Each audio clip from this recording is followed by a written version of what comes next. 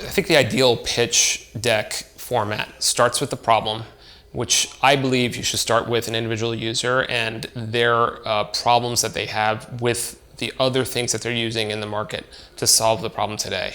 Build that problem up as much as you can. Make the pain really evident to the investor.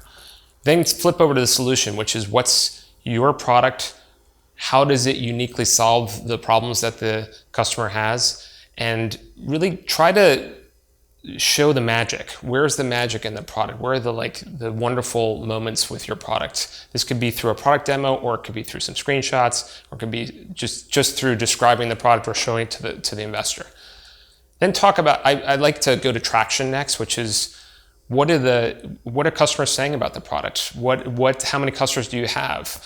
If you have metrics like an NPS, what are the scores? But try to give me a sense of what the customers are saying about the product, to really wrap that whole story up, to say that we have this unique problem, we have a big problem, we have a unique solution, and we have really good traction. Even if it's early traction, we have customers that love what we're doing.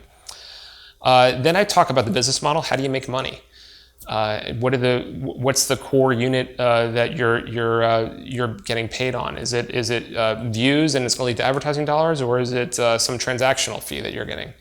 And then also expand a little bit on what you think your early metrics are in terms of how much it costs to get a user and how much you think that user is worth over time. So CAC and LTV. I talk about competition. No, typically people don't operate in a vacuum, and so there's others in the market. Talk about who those competitors are and how they position differently than you, or how you're going to position differently than them. And if there are any that you're particularly worried about, I would highlight those at that point. Talk about your unique technology. If technology is an angle that is really differentiating your business, talk about that as well. Talk about your sales and go-to-market. So how are you getting the product out to market? How are you going to get people to hear about it and learn about it? And then how are you going to sell it and convert people over time? And then I would end on a team slide to explain your team and why you're uniquely suited for this, and then what the ask is for your financing, and a little bit about the use of funds, where those funds are going to be put to use. So the last slide is usually how much money you're raising, right after you've talked about your team and why you're uniquely suited to the problem that you're attacking.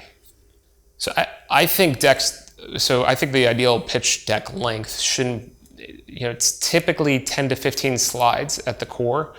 I'm a big fan of builds, which means when you're presenting the deck in person, you don't show all the bullets at the same point, or you don't show all the pictures at the same time. You sort of tell a story and highlight each one of them as you go. Look at any Apple product presentation, and you'll get a sense of builds. They're very big on them there.